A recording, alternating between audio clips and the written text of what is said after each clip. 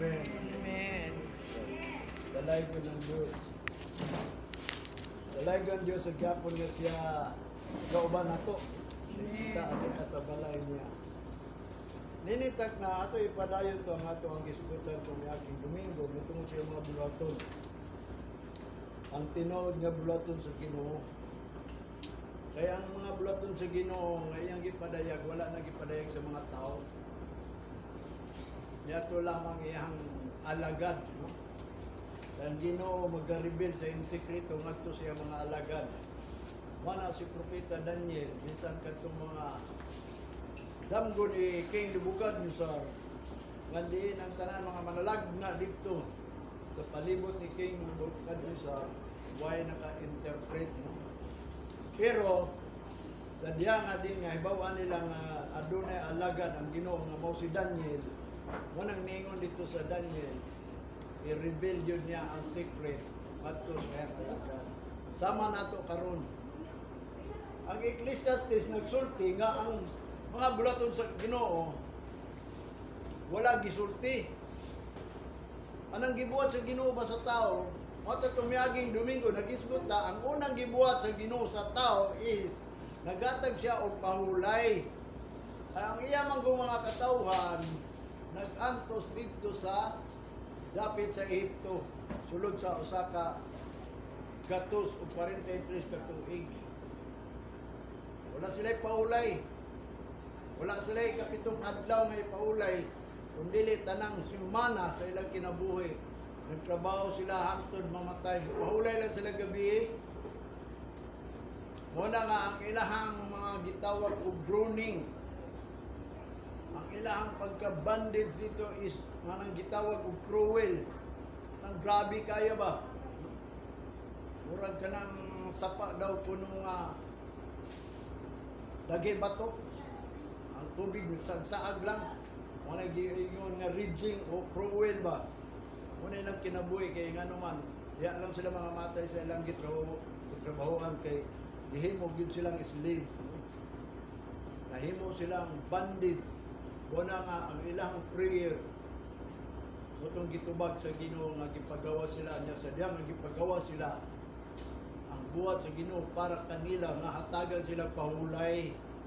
Anang tinuod yun makapahulay basa mo sa Ginoo basta diya nga nabuhat siya sa langit ug sa yuta mipahulay siya sa ikapito aron ma-refresh, aron mo balik na pod ang gitawag og kanang refreshing, kanang gitawag og condition ba kay nigawas man ang hago, nigawas ang kakapoy sa mga gitawag og pagtrabaho, paghunahuna, nyawa na lagi gipahulay. Una ang tinuod nga gihatag nga gibuhat sa Ginoo sa ilaha, nga wa nila i-counted nga wonderful works. Nga aron sila magdaig sa Ginoo. Kay ang Ginoo unang giingon nga sila nakalimot sa mga kaayo sa Ginoo. Moto'y una nga gibuhat sa Ginoo sa usa ka tawo. Pero ang Ecclesiastes matud pa ni Solomon, gibuhat man niya ang tanan butang sa kalibutan beautiful in its time. Unya, he put the word in the heart of man. Muna nga ang tao, kalibutan na lang, kalibutan. Para atong mga tao sa Ehipto, gipagawa sila, tagaan sila og promise, land of promise nga diin sila pasalamat sa Ginoo kay makapahulay sila. Motong naipulong ako nabasa nga sa diyang moabot mo sa land of promise, ayaw mo pagbuhat og mga buluhaton magibuhat sa mga taga diha, sa mga Sodomites, sa mga Canaanites tanan. Ayaw mo pagbuhat ana kay wala pa mo kapahulay. Kung gingon dito, wa pa nila nakabot ang tinuod pahulay nga gitudlo gayud sa Ginoo nga diin sila buhat sa land of promise. Aron mo pahulay na unsa ilang pahulayan kanang mga kaaway nila nagsigig paggubot ang ilang kaaway, magsigig gira, magsigig attack mo na nga gusto sa Ginoo makapahulay sila. Wabit atong naigingon ni Solomon, bisan pa ang imong kaaway kung ikaw magbuhat sa bulaton sa Ginoo, bisan pa imong kaaway peace nimo. Mudo na magkay-kaway, mudo oro na sila aron makig-peace nimo. Makiglinaw nimo. Di na siya musukol mo na nga dita angay madlo kay what day kaway kang Ginoo gayud mo na to manlalaban. Mo na gingon ni Apostol Pablo sa Roma chapter 11 verse 22. Behold therefore the goodness and severity of God on them which fail severity, but toward thee goodness, if thou continue in his goodness. Otherwise, thou also shall be cut off. Yun ang ningon ni Apostol Pablo. Putlon sad mo, pamutlon sad mo. Bisan pa na, pamutlon ng gyapon mo. Nga naman, kung dili mo continue sa goodness and severity. Anong severity? Kabaw mo sa nang severity? Severe ba? Grabe. Kung sa may kagrabe diya sa Ginoo, grabe kayo siyang serious sa tao. Anang serious gyud ang Ginoo ba sa usa ka tawo nga diin ang kaayo niya ihatag gyud niya?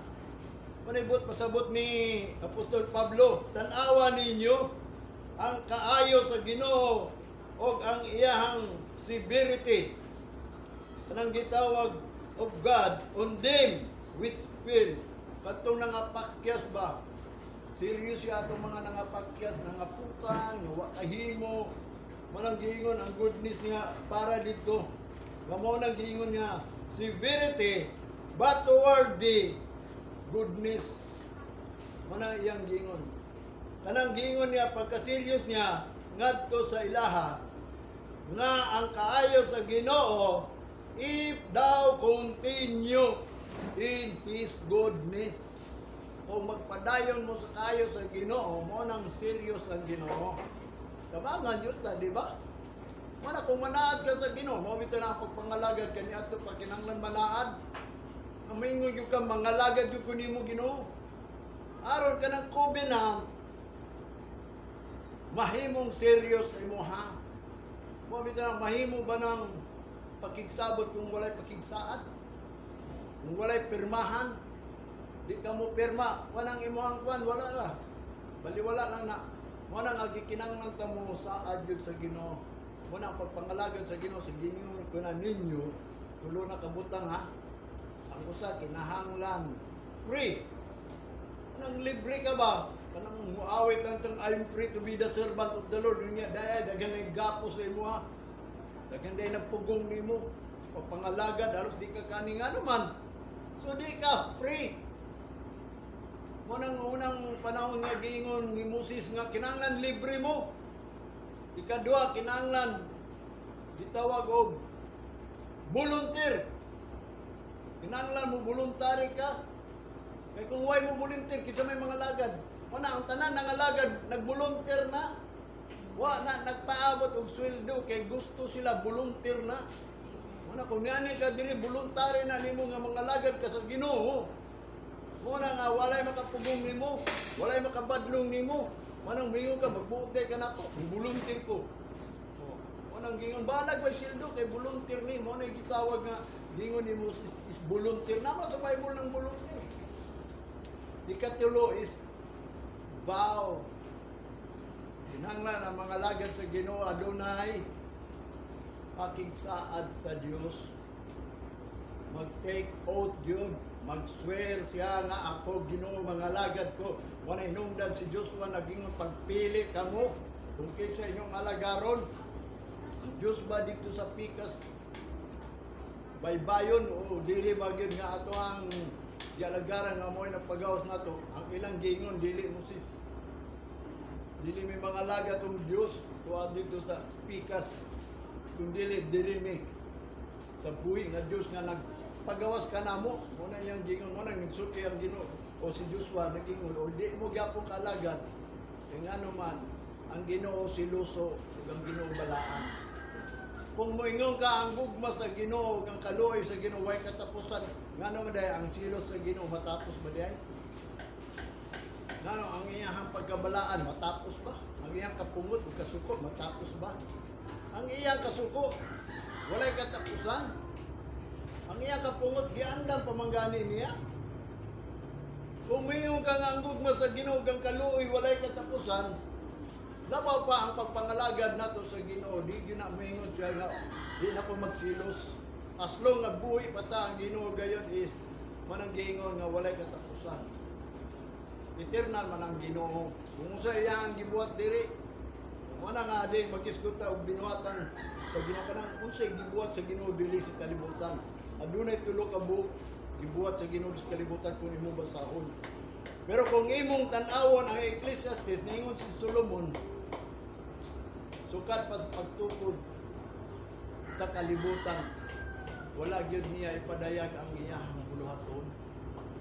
Pero kung mag-search ka, may bawaan nimo kay ningon man si Solomon, ang preacher mag-suit yun na, mangita yun na sa mga buluhaton sa Ginoo kanang acceptable o kanang gitawag og mga the word of truth, the upright ba kanang tama gyud. Kay ngano man dili lang kay ang nahisulat dire ang atong buluhaton or ang nahisulat mo dire ang una, ang buluhaton sa Ginoo, ang gibuhat sa tao ug ang mahitabo sa kalibutan. Mo na nahitabo una isulat din sa pulong sa Ginoo mo na nga ang gibuhat sa Ginoo wala gyud nagipadayag sa Ginoo ngadto sa mga katawhan. Sa ilawa man gipadayag. Gibutahan man sila. Pero nagsigi sila daig sa Ginoo. Pero sa ilang pagsigig daig, mo nang hinungdan nga niadto lang gyapon sila sa kapaitan sa karisdanan kay ngano man. Although dunay mga propeta nagsulti sa kamatuoran, wa man nila tuhoy. Antod nawala na lang ang nagsulti sa kamatuoran. Wala na isog nga musulti kamatuoran kay pamatyon naman nila ang musulti kamatuoran. Mao na giingon ni Jesus Christ ug ni Apostol Pablo pag musulti ganit kag kamatuoran, mga suko gyud na sila sa imo. Mao ngon giingon ni Jesus Christ nga ang kalibutan magdumot nimo. O bitaw na makaingon ko siguro ang akong mga kaubanan ba ang mga kay nagkuan man mi fellowship man mi pamilaing gibuhat ito sa fellowship is okay about anong pulo sa Ginoo. Wala ako silang gisultihan dito sa tinuod, bahalag mga suko sila. Pero mo na kong ginan, kung nasuko mo na ko, sama lang na nasuko mo sa Ginoo kay ang tanan akong gisulti sa inyo, naisulat mo sa pulong sa Ginoo. Pero mabito na nga ako ginan sila na tagay ko sa inyong bersikulo. Kanang dili lang, ang hunahuna lang ninyo ba. Kung unsay gisulti sa mo na akong ginaingnan siya. Kung sa ganin na isulat diya, na isulat din na. Dili na nimo madugangan, o dili na nimo magkuhaan, o dili na nimo masulti sa imong kaugalingon interpretasyon. Mo bitan ako munulti ko sa inyo ha, pulong na gyud sa Ginoo. Mo di ang buluhaton sa Ginoo, giingon ko na kaninyo, wala na gipadayag sa Ginoo sa tao. Mo na giingon dito sa Ecclesiastes nga atong gibasa, di ba? Kanumdum ba mo na? O bitaw na nganong magdayeg ta sa Ginoo tungod sa iyahang buhat. Ang Ginoo nagbuhat ngadto sa tao. Mo na akong gingon sa inyo, ang unang gibuhat sa Ginoo ang tao makapahulay. So karon atong isgutan unsay ikaduhang gibuhat sa Ginoo. Kay adunay ikatulo. Adunay pa siya gipangbuhat pero karon niya pa ta sa ikaduha. Nga di nang tao wa kasabot. Tinuod yun na, makaingon ko, wak man mo kabalo sa gibuhat sa Ginoo sa tao. Nganong si Jesus Christ ni Anhibe. Manang ningon si Jesus Christ, I must work the work that sent me, for the night coming, no one can work. Akong buhaton, ang mga buluhaton, sa nagpadala ka nako ngayang amahan, kay kung moabot ng kagabhion, dili na ko kahimo ini. So, unsa man ang buhaton ni Jesus Christ? Kabaw ba mo sa gibuhat ni Jesus Christ sa tuwa? Hinuon, walay gi. Wanang giingon, why nagsulting kamaturan? Why naibaw sa gibuhat ni Jesus Christ? Mana ang tao blind ba kung unsa gibuhat sa Ginoo? Sige lang ingon nga, si Jesus Christ nagpakamatay nimo. Si Jesus Christ nagpatulo sa dugo. Dito sa cross, aron hugasan, aron luwason ka. Which is waka kabalo unsa gyud tuyo ni Jesus Christ dili nagisugo sa amahan. Sa tinuod lang, wa sila kabalo ana. Redemption. Ang tinuod gibuhat ni Jesus Christ dili aron paglukat. Asa ta lukaton? O bitaw nang mingon ko sa ila tulo ka klaseng kaluwasan. Tulo ka klaseng redemption. Aduna tayo gitawag mapusis na to na ma-inherit na to ng the final redemption nga mahimutang anak sa Dios. Nituota na himutang anak sa Dios. Pero himuon pagyutan niyang anak nga tinuod ba? Munang ang ikatulong nga gibuhat sa Ginoo, masgutan ra nato na. Aron mahimo kang anak nga tinuod jud sa Ginoo, dunay ikatulong niyang gibuhat. Muna ang atong isgutan ron ang ikaduhang gibuhat sa Ginoo sa katao. Kay ang tao wa gyud masayod ang Ecclesiastes kay ngano man mystery manggod. Anang meaning sa mystery walay naka-explicar ana. Walay nakasabot ana, mo nang walay nakasuki about sa mystery. Pero kung ang basaw nimong pulong sa Ginoo, nanulti man day ang Ginoo about yung mystery. Mo na ang alagad, niingon siya dito kang propeta Daniel. Saan daw pag-interpret ni Daniel atong buwan? Naging na naman siya adunay na priso dito.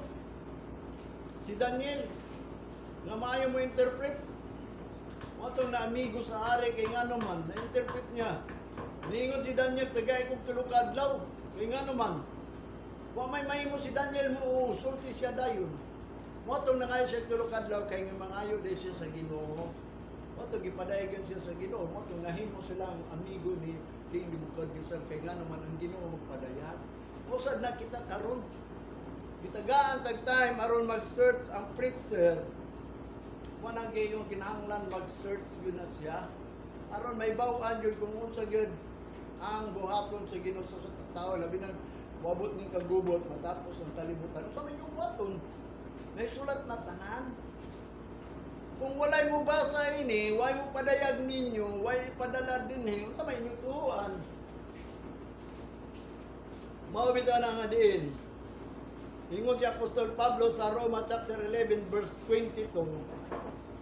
Tanawa ninyo ang kaayo sa Ginoo ug ang iyang pagkaseryos ngadto sa mga nangapakyas. Kay ang kaseryos sa Ginoo ngadto lang kaniya ug ang kaayo kadtong nagpadayon sa iyang kaayo. Kung wa na kaya nagpadayon sa kaayo sa Ginoo, mo na yang gingon, otherwise thou also shall be cut off. Putlon usab mo. Kung di mo magpadayon sa kaya sa Ginoo, putlon. O bitaw nang ni Anita din niya, may bauta sa goodness of God. Mingon lang tag God is good, pero wala tayo kabaw nga nung ang Ginoo good sa imo ha. Mo na si David nagsulti gyud. Anong magdayeg man daw ta sa Ginoo? For His goodness. For His goodness ba? Saan sa paging nga good ang Ginoo sa imo ha? Manang gingon ang Ginoo severe or serious, grabe good. Kanang iyang pagka goodness is severe na. Manang gingon severity sa dictionary para severe, grabe. Kung sakit pa ba, grabe sakit. Komplikado yun. Manang gingon ang pagka-serious sa Ginoo sa tao. Isgutan nato nga naman ang tao nga mingon lang appointed ang tuman once to die. Wa ba ka kabalo nga ang Ginoo serious sa imo ha? Serious sa imo ha? Nga di siya gusto ma-appointed ka once to die. Isgutan na po nato ng once to die, but after that, the judgment, ipadayag na po na sa kuwan, hinumduman na po ang pulong sa Ginoo, what is judgment? Grabe ang judgment. Mingon ka na kaluwasan, wala kay. Ang judgment, ingon pa sa dictionary, that is a heavenly sentence. Sentensya na nimo. Kapag mo say sentence because you are a convict. Unya, ingon pa dito, nabasa na ko sa Roma, ingon pa ni Apostol Pablo, ang judgment was by the one who condemned. Kabalo mo. Si Apostol Pablo nag-ingon na sa Roma. Pero kunyara na ito na isgutan ng judgment. Mo na ang gibuhat sa Ginoo sa atuwa nga dita mo ato sa judgment, pero ang Hebrews sulat sa Hebrehanon sa ilaha giingnan gyud sila, it is appointed unto man once to die, but after that the judgment. Once nga ma-judge na gani ka, because kanang ingon pa ni Apostol Pablo, judgment was by the one who condemn. Kay gikondem ka di hukman ka. Walay reward anang judgment. Kung ikaw mga lagad ka sa Ginoo, magbuhat kag righteousness, unsa may bayad sa righteousness, judge aka ng reward. Peace of life. Pero unya nato na isgutan kaning goodness usa sa Ginoo. Ang ikaduhang buhat sa Ginoo kanang goodness. Kanang severe is a serious. Ang Ginoo nag-serious gid sa tuwa. O kunya kung baliwalaan lang na sa mga tao, unang giingon sa Proverbs sa chapter 1 verse 22, ako nagtawag kamo ming balibad, akong gituyod akong kamot, wala gyud tao nagtagad. Wala ba? Pangutan na daw ang Ginoo ikaw. Pangutan na ba? Tingnan daw ang Ginoo. Kung ang Ginoo nag-ingon ako nagtawag, walay tao ni tagad. Karon ikaw ingnon ka, basa daw ng Proverbs chapter 1 verse 22. Walay tao nagtagad. Gituyod niya ang kamot. Wala gyud nagregard. Baliwala lang. Yamingo ka maluwas. So ang problema gyud sa imong pagtagad. Mo bitaw na nga ang goodness sa Ginoo, serious kayo sa tuwa sa usa ka tawo, labi na katong napakyas. On them which fail severity, but toward thee alang kanila goodness, if thou continue in His goodness. Kung ikaw padayon sa kayo sa Ginoo, kabalo mo sa kayo sa Ginoo sa tao, kanang kayo sa Ginoo mo na iyang wonderful works. Pamita nang nganong mudayeg ta. Unsay gingon ni David sa Psalms 107 verse 8 to 22, mo nitong basahon kay mo ni gingon ni David. Magsugod ta sa verse 8. Oh, that man would praise the Lord for His goodness. Nga aron ang tao magdaig sa Ginoo tungod sa iyang kayo, and for His wonderful works to the children of men. O, tanawa. Tungod sa mga kahigulungan nga buhat sa Ginoo ngadto sa mga anak sa tao. Dunay gibuhat ang Ginoo. Unsa may gibuhat ang Ginoo? Unsay gibuhat sa Ginoo? Mo na kung gingon sa imo sa ilaha dito tungod ng panahon, gipagawas sila aron hatagan sila pahulay. Di ba? Kaya na ang Ginoo naghatag og pahulay. Kaya ang tao dis kalibutan wala gi pahulay. Tanawa to sila. Ano sa nagsugod ang Law of Moses? Sa diha lagi pagawas sila. Unya ang una gyung sugo sa Ginoo kang Moses, nga dining na sila pagawason ko sila aron makapahulay. Mo bitaw na ingon si Ezekiel or si Jeremiah o si Ezekiel, matod pa ni Ezekiel. Nga din kanang pahulay is a sign between God and man.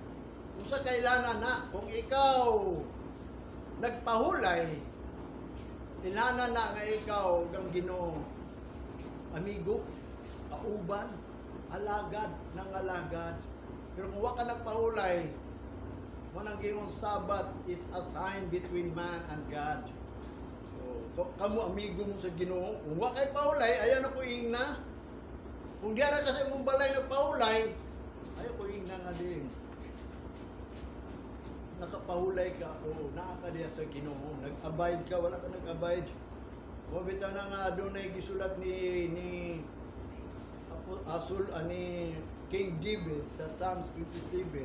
Sa iyang gingon, one thing I desire, that I might dwell in the house of the Lord, to inquire nga naman, in the days of trouble, makapahulay lagi siya.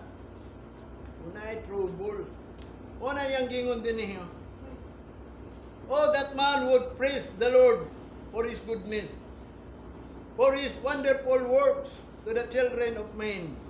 Verse 9, For he satisfieth the longing soul, and filleth the hungry soul with goodness. Kay iyahang patagbawon katong mga lunging, nangita nga mga kalag, nga iyahang kun-un or busgon katong gigutom nga mga kalag, pinaagi sa iyang goodness.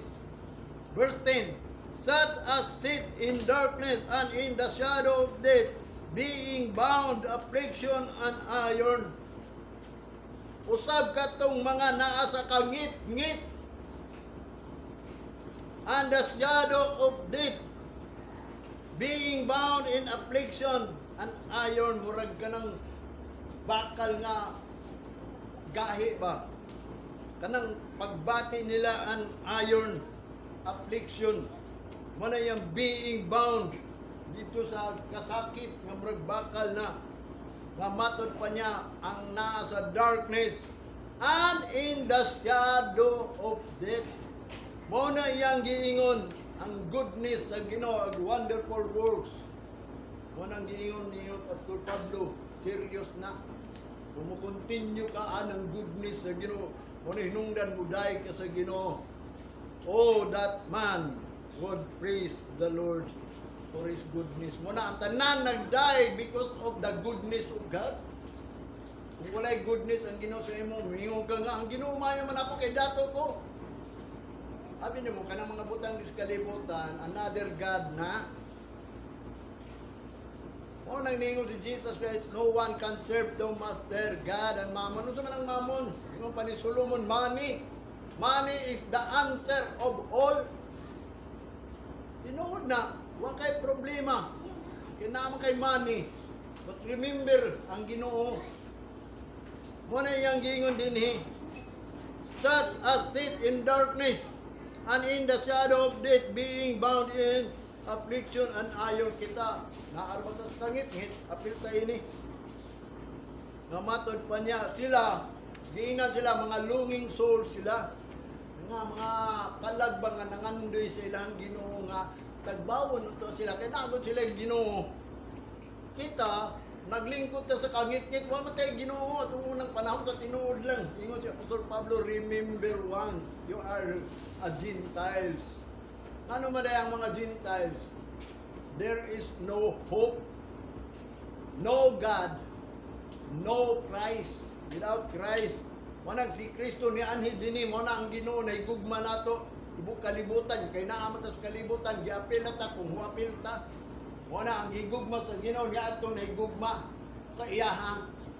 Mabita to sa nagdebate mi dito sila kabalo ba o giingnan sila kabalo ba mo nga gigugma mo sa Ginoo o wala. So gigugma mi kabalo ba mo kung kinsa gigugma sa Ginoo, ikaw ba o sila? Mingon siya, ikaw asa man paagihang nga ikaw gigugma sa Ginoo. Nga tanang tao di sa kalibutan daotan gigugma lang dahil hapon na sa Ginoo. Mo na nga din nga akong giinan sila. Ay balo ko kung kinsa gigugma sa Ginoo. Mingon dayon sila kinsa man. Mo na kung gingon. Pag-search mo kay ibang man ko, stalking man ko. Imasa mo Bible, nga waday mo kabaso. Mingon dayon sila sultihi ko. Wala ako sila sultihi, ba? Alam ko niya. Dili mo makapasagad nga ako gigugma sa Ginoo, kalibutan gigugma kabalo kung kinsa gigugma sa Ginoo. Unsa giingon ni Apostol Pablo ani David og ni Solomon? Ang gigugma sa Ginoo ni ato rang nahigugma niya katong nahigugma sa Ginoo ba, di ba? Nahigugma ba ka sa Ginoo? O ikaw gigugma sa Ginoo, nya mingon ka nahigugma ka sa Ginoo. Mana pangutana? Kung tinuod ba ka nahigugma sa Ginoo kay balo ba ka sa iyang gibuhat sa imo ha? Mo na ni ang butang diri. Sa 11, because they rebel against the word of God and contempt the counsel of the Most High. Mo na inungdan nga sila kuno naa sa darkness, nasa shadow of death, na affliction as an iron, naglonging sila nga masatisfy sila, mapuno sila. Panahinungdan naa sila because they rebel against the words of God. Supak manggod sila sa pulong sa Ginoo. Unya gi-contempt ang counsel sa the Most High. kanang ilaha ganing gi adili mo na adili bro, makadungog sa pulo sa Ginoo adili para na ila kung gi sa tinuod lang na experience ang yun mo bitaw nang gipadala ko sa Ginoo dito kay mangayo man gyud ko Ginoo kung wapil ba ko dili, kung wapil ko mag-provide siya og kanang maayong pagbati, maayo tanang condition tanan o man nakapil ko kay condition mo bitaw tungod dunay meeting mi sa distrito. Manang gi-pray na ko bisag nangandam na ko, ilis na ko. Naanak ko tanan nga giandam para matambong ko pero nag-pray ko sa Ginoo Lord. Mo pwede pa ba mapil ko? Mo to nga ako na muna nalibog kay ngano man. Unsa man kung buhaton dito? Dili man ang adlaw sa Ginoo nya maayo kayo sila mudaig. Mo pray pag yun dili adlaw sa Ginoo paminaw kami mo na nakabasa ko mo na. Nataingon ko nga siguro kay ang akong nahuna nalibog mo nang giingon walay way nga moapil mo nang wa na lang ko ni apil mo bitaw na nag-ask ko sa Ginoo mo na iyang giingon dinhi because they rebel against the words of God and contempt the counsel of the Most High. Kanang gi-contempt nila ba makadungog mo sa akong gisulti mo kundem mo siguro ambot kanang wingon ko sa inyo nga ang mga lagad sa Ginoo walay kamatayon mo rebel gyud mo ana di ba? Kay nga naman, para sa inyo, contempt na, the counsel of the Most High, mga tao. Mo nang gingawa mo kabaw sa buhat sa Ginoo sa tao? Mo nang di sila mutuo, kay nga naman, naing na po nila nga, bisan daw ang manulunda nga supak sa ilahang pagpaminaw o sa ilang pagtulunan